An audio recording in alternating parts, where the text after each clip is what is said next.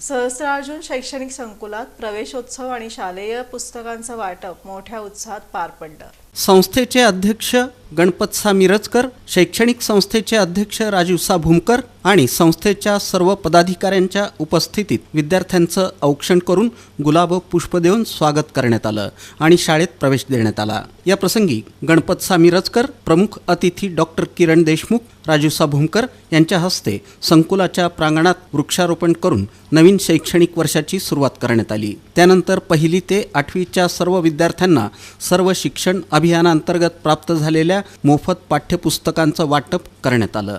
प्रारंभी अध्यक्ष गणपतसा मिरजकर, माजी नगरसेवक डॉक्टर किरण देशमुख यांच्या हस्ते प्रतिमा पूजन करून कार्यक्रमाला सुरुवात करण्यात आली।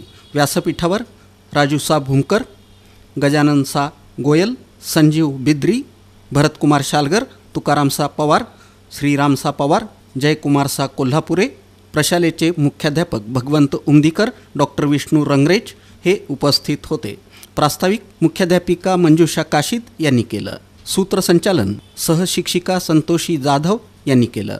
आभार प्रदर्शन सहशिक्षक अनिल गायकवाड यांनी केलं।